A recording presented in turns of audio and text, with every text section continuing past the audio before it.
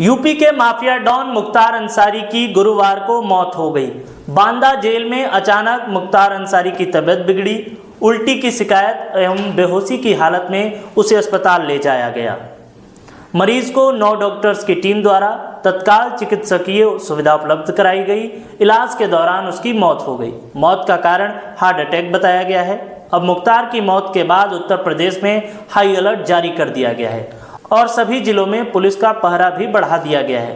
गाजीपुर के मोहम्मदाबाद के कालीबाग कब्रिस्तान में मुख्तार अंसारी को सुपुर्दे खाक किया जाएगा। देर रात इस कब्रिस्तान में डीएम और एसपी ने निरीक्षण भी किया है। परिवार ने लगाया जहर देकर मारने का आरोप लगाया है। मुख्तार के मौत के बाद परिवार वालों का कहना है कि मुख्तार को बांदा जेल में धीमा जहर दिया जा रहा था और परिवार इसके जांच के लिए कोर्ट का दरवाजा भी खटखटाएगा। मुख्तार अंसारी ने खुद पिछले हफ्ते 21 मार्च को बाराबांकी की एक अदालत में जज से कहा था कि उन्हें जेल में जहर दिया जा रहा है और उनकी मौत कभी भी हो सकती है। चलिए आपको बताते हैं कि कौन था माफिया और 5 बार का विधायक मुख्तार अंसारी। मुख्तार अंसारी का जन्म गाजीपुर जिले के मोहम्मदाबाद में 3 जून 1963 को हुआ था। उनके पिता का नाम शुभान उल्ला अंसारी और माता का नाम बेगम राबिया था। गाजीपुर में मुख्तार अंसारी के परिवार की पहचान एक प्रतिष्ठित राजनीतिक खानदान की है। मुख्तार अंसारी के दादा डॉक्टर मुख्तार अहमद अंसारी स्वतंत्रता सेनानी थे, गांधी जी के साथ काम करते थे और वह 1926 से लेकर 1927 तक कांग्रेस के अध्यक्ष भी रहे हैं। मुख्तार के नाना ब्रिगेडियर मोहम्मद उस्मान को 1947 की लड़ाई में शहादत के लिए महावीर चक्र से भी सम्मानित किया गया था। मुख्तार के पिता शुभान उल्ला अंसारी भी गाजीपुर में अपनी साफ सुथरी छवि के साथ राजनीति में सक्रिय थे। भारत के पूर्व उपराष्ट्रपति हामिद अंसारी भी रिश्ते में मुख्तार अंसारी के चाचा लगते थे। चलिए आपको बताते हैं कि कब क्राइम की दुनिया में पहली बार मुख्तार का नाम आया था। पहली बार मुख्तार ने अपराध की दुनिया में साल 1988 में कदम रखा था। 25 अक्टूबर 1988 को आजमगढ़ के डकवा के संजय प्रकाश सिंह उर्फ मुन्ना सिंह ने मुख्तार अंसारी पर हत्या की कोशिश का मुकदमा दर्ज कराया था। हालांकि इस केस में अगस्त 2007 में इस मामले में मुख्तार को दोष मुक्त कर दिया गया। 1990 के दशक में ही मुख्तार ने अपना गैंग बना लिया था। 1990 के दशक में मुख्तार अंसारी ने अपना गैंग बना लिया। उसमें कोयला खनन, रेलवे जैसे कामों में 100 करोड़ से भी अधिक का कारोबार खड़ा कर लिया गया। फिर वो गुंडा टैक्स, जबरन वसूली, अपहरण के धंधे में आ गया। उसका सिंडिकेट मऊ, गाजीपुर, बनारस और जौनपुर के इलाकों में एक्टिव था। पूर्वांचल में उस वक्त 2 बड़े गैंग थे, ब्रजेश सिंह और मुख्तार अंसारी। इन दोनों गैंग्स के बीच भी दुश्मनी 1990 के दौरान ही शुरू हो गई थी। 1990 में गाजीपुर में तमाम सरकारी ठेकों पर ब्रजेश सिंह गैंग का कब्जा था। इस दौरान उनका मुख्तार अंसारी गैंग से सामना हुआ और यहीं से ब्रजेश सिंह और मुख्तार अंसारी की दुश्मनी शुरू हुई। इसके बाद ब्रजेश सिंह के काफिले पर मुख्तार अंसारी ने हमले भी कराए। मुख्तार अंसारी पर कई ऐसे आपराधिक मामले शामिल हैं।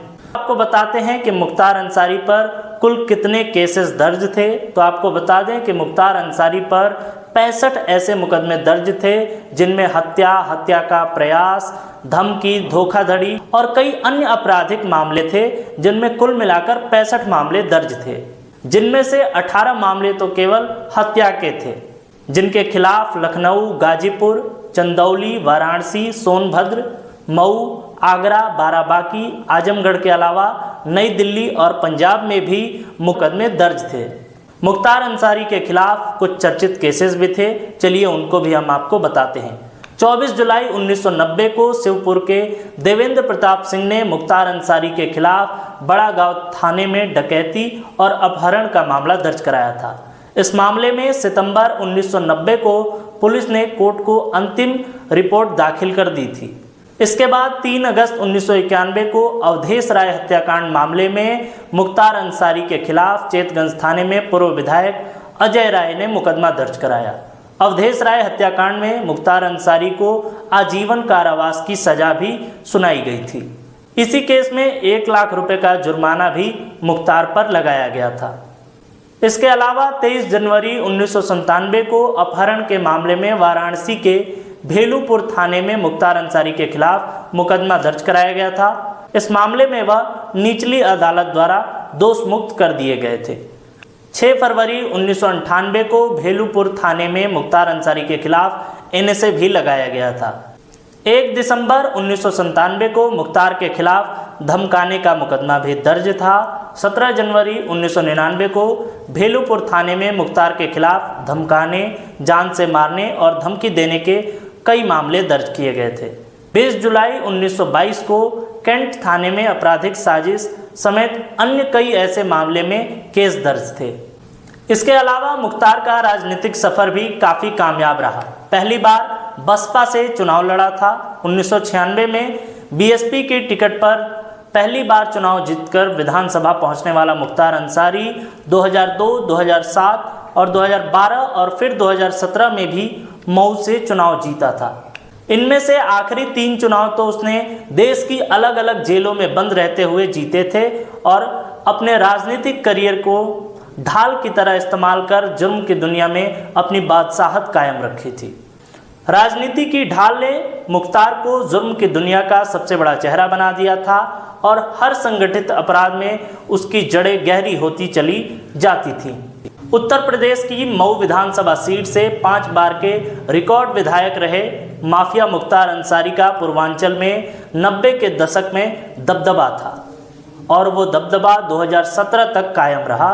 जब योगी आदित्यनाथ की सरकार आई तब योगी आदित्यनाथ की सरकार ने कई माफियाओं पर नकेल कसा। उस नकेल में मुख्तार अंसारी का नाम भी शामिल था। लोगों के बीच मुख्तार अंसारी की इमेज एक रॉबिन हुड की थी।